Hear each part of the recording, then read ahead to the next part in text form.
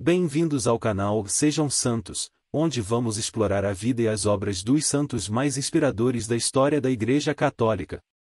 Nós vamos compartilhar suas histórias, seus ensinamentos e seus exemplos de virtudes, esperando que possam nos inspirar a viver de acordo com os ensinamentos de Cristo. Então, se você quer aprender mais sobre esses santos e descobrir como suas vidas podem ser caminhos que nos levam a Jesus Cristo para nós hoje, inscreva-se no nosso canal e deixe o seu like. Inscreva-se hoje mesmo, divulgue nosso canal a seus amigos e comunidades e nos ajude o nosso canal para que possamos alcançar mais pessoas na divulgação a conhecer mais a vida dos santos. Onde a santidade é uma jornada diária. Faça parte dessa comunidade de busca pela santidade.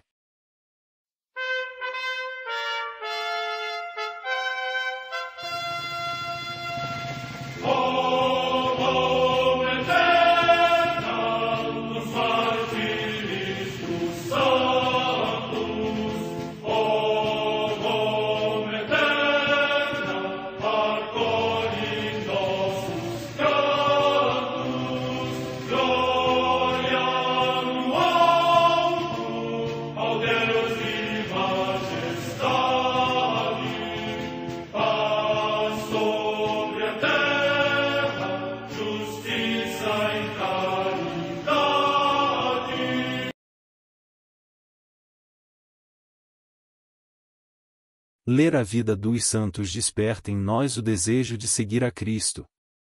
Através de suas vidas podemos aprender as virtudes, a sabedoria e o amor de Deus. Cada santo nos oferece um modelo de vida a ser imitado, como diz São Paulo na carta aos Hebreus, capítulo 12, versículo 1. Estamos rodeados por uma nuvem de testemunhas. A Igreja foi fundada por nosso Senhor Jesus Cristo não apenas como uma instituição, mas uma autêntica família. Os santos mártires, confessores, doutores, as virgens, os santos pastores e todos os demais santos são realmente nossos irmãos que nos precederam no caminho da fé e já estão no céu, para onde também iremos nós, pela graça de Deus. Portanto, sede santos, assim como o vosso Pai Celeste é santo. Mateus capítulo 5, versículo 48. Hoje, dia 29 de outubro, celebra a Igreja a vida dessa grande santa, Beata Chiara Luce.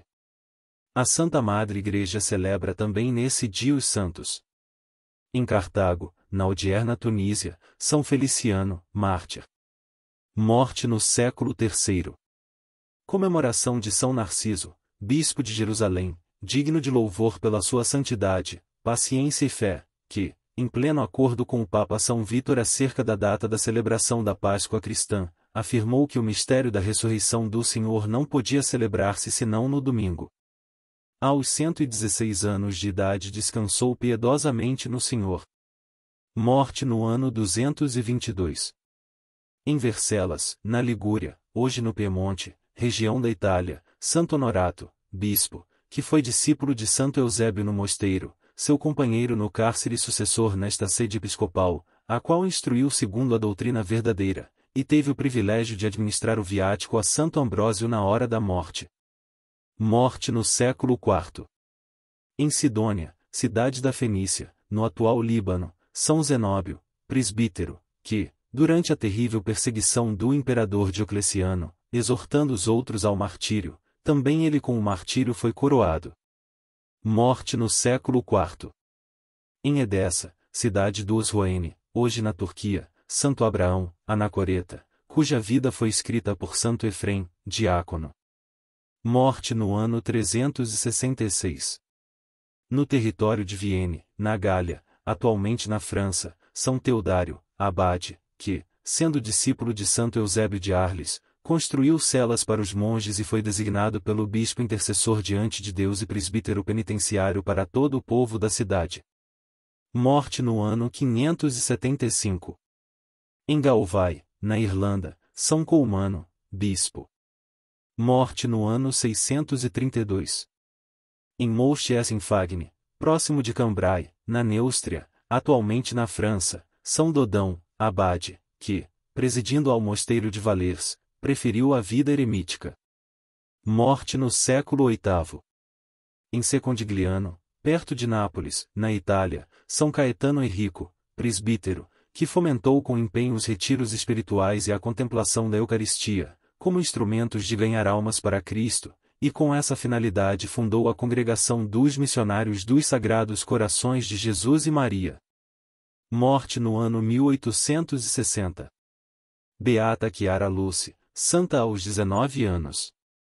Chiara Badano nasceu em Sassuolo, no dia 29 de outubro de 1971, depois que os pais a aguardaram por 11 anos. O seu nome é Chiara, Clara, em português. Ela é mesmo assim, com seus olhos límpidos e grandes, com um sorriso doce e comunicativo, inteligente e determinado, vivaz, alegre e esportiva. Foi educada pela mãe com as parábolas do Evangelho a conversar com Jesus e a lhe dizer sempre sim. Era sadia, gostava da natureza e de brincar, mas desde pequena se distinguia pelo amor que tinha pelos últimos, a quem cobria de atenções e de serviços, muitas vezes renunciando a momentos de divertimento. Já no jardim de infância colocava as suas economias numa pequena caixa para as crianças de cor, e sonhava em poder um dia ir à África como médica para cuidar delas.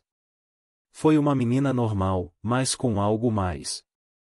Era dócil à graça e ao projeto que Deus tinha para ela que aos poucos foi se revelando. No dia da sua primeira comunhão recebeu de presente o livro dos Evangelhos. Foi para ela um magnífico livro vivo, uma extraordinária mensagem, como afirmou, para mim, é fácil aprender o alfabeto, deve ser a mesma coisa viver o Evangelho. Aos 9 anos entrou como geração nova, no movimento dos focolares. Viveu a sua espiritualidade e pouco a pouco envolveu os pais. Desde então a sua vida foi uma subida, tentando colocar Deus em primeiro lugar. Prosseguiu os estudos até o liceu clássico, e ofereceu a Jesus as suas dificuldades e sofrimentos. Mas aos 17 anos, de repente uma dor aguda no ombro esquerdo revelou nos exames e nas inúteis operações um osteosarcoma, que deu início a um calvário de 2 anos aproximadamente. Depois que ouviu o diagnóstico, Chiara não chorou nem se revoltou, ficou imóvel em silêncio e depois de 25 minutos saiu dos seus lábios o sim à vontade de Deus. Repetirá muitas vezes, se é o que você quer, Jesus, é o que eu quero também. Não perdeu o seu sorriso luminoso, enfrentou tratamentos dolorosos e arrastava no mesmo amor quem dela se aproximava. Ela não aceitou receber morfina para não perder a lucidez e oferecia tudo pela igreja, pelos jovens, os ateus, pelo movimento, pelas missões, permanecendo serena e forte. Repetia, e não tenho mais nada, contudo tenho meu coração e com ele posso sempre amar. O seu quarto, no hospital em Turim e em casa, era um lugar de encontro, de apostolado, de unidade e era a sua igreja. Também os médicos, até mesmo aqueles não praticantes, ficavam desconcertados com a paz que se sentia ao seu redor e alguns se reaproximaram de Deus. Se sentiam atraídos como por um ímã e ainda hoje se recordam dela, falam sobre ela e a invocam. Quando sua mãe lhe perguntou se ela sofria muito, respondeu, Jesus tira de mim as manchas dos pontinhos pretos com a água sanitária e isso queima. Quando eu chegar ao paraíso serei branca como a neve. Estava convencida do amor de Deus por ela. De fato, afirmava, Deus me ama imensamente e, depois de uma noite particularmente dura, acrescentou sofria muito, mas a minha alma cantava. Os amigos que a visitavam para consolá-la, voltavam para casa consolados. Pouco antes de partir para o céu, ela revelou, vocês não podem imaginar como é agora o meu relacionamento com Jesus? Sinto que Deus me pede algo mais, algo maior. Talvez seja ficar neste leito por anos, não sei. Interessa-me unicamente a vontade de Deus, fazê-la bem no momento presente e aceitar os desafios de Deus. Se agora me perguntassem se quero andar, a doença chegou a paralisar as pernas com contrações muito dolorosas, eu diria não, porque assim estou mais perto de Jesus. Chiara, pela insistência de muitos, num bilhetinho, escreveu a Nossa Senhora, e Mãezinha Celeste, eu te peço o milagre da minha cura, se isso não for vontade de Deus, peço-te a força para nunca ceder, e permanecerá fiel a este propósito. Desde muito jovem fez o propósito de não doar Jesus aos amigos com as palavras, mas com o comportamento. Não falar de Jesus, mas ser Jesus para os amigos. Tudo isso nem sempre é fácil, de fato, repetirá algumas vezes, como é duro ir contra a corrente. E para conseguir superar cada obstáculo, repetia, é por ti, Jesus. Para viver bem o cristianismo, Chiara procurava participar da missa todos os dias, quando recebia Jesus que tanto amava. Lia a palavra de Deus e a meditava. Muitas vezes refletia sobre a frase de Chiara Lubich, serei santa, se for santa já. Quando viu sua mãe preocupada, pois ficaria sem ela, Chiara continuou a repetir, confie em Deus, pois você fez tudo, e, quando eu tiver morrido, siga Deus e encontrará a força para ir em frente. Acolhia com amabilidade quem ia visitá-la, escutava e oferecia o próprio sofrimento, porque dizia, eu tenho mesmo a matéria. Nos últimos encontros com o seu bispo, manifestou um grande amor pela igreja. Enquanto isso o mal avançava e as dores aumentavam. Nenhum lamento, dos lábios, com você, Jesus, por você, Jesus. Chiara se preparou para o encontro, é o esposo que vem me encontrar, e escolhe o vestido de noiva, as canções e as orações para sua missa. O rito deverá ser uma festa, onde ninguém deverá chorar. Recebendo pela última vez Jesus a Eucaristia aparece imersa nele e súplica que seja recitada a oração, Vinde Espírito Santo, mandai do céu um raio da tua luz. Nome Lucy, luz, lhe foi dado por Chiara Lubich, com quem teve um intenso e filial relacionamento epistolar desde pequenina. Não teve medo de morrer. Disse a sua mãe, e não peço mais a Jesus para vir me pegar e me levar para o paraíso, porque quero ainda lhe oferecer o meu sofrimento, para dividir com ele ainda por um pouco a cruz. Um pensamento especial aos jovens, os jovens são o futuro. Eu não posso mais correr. Porém, gostaria de lhes passar a tocha, como nas Olimpíadas. Os jovens têm uma vida só e vale a pena empregá-la bem. E o esposo veio buscá-la no amanhecer do dia 7 de outubro de 1990, depois de uma noite muito dolorosa. Era o dia da Virgem do Rosário. Estas foram suas últimas palavras, e mãezinha, seja feliz, porque eu o sou. Adeus. Ela também fez a doação das suas córneas.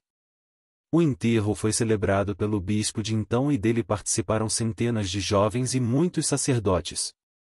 Os membros do Gen Rosso e do Gen Verde tocaram as canções escolhidas por ela. O exemplo luminoso de Chiara atinge muitos corações de jovens e adultos, os move e os orienta a Deus. A sua fama de santidade se estendeu imediatamente em várias partes do mundo, muitos os frutos. Dom Lívio Maritano, bispo da diocese de Aqui, no dia 11 de junho de 1999 abriu o processo pela causa de canonização. No dia 3 de julho de 2008 ela foi declarada venerável com o reconhecimento do exercício heróico das virtudes teologais e cardeais. No dia 19 de dezembro de 2009 o Papa Bento XVI reconhece o milagre atribuído à intercessão da venerável Chiara Badano, e assinou o decreto para sua beatificação. Beata Chiara Lucy, rogai por nós.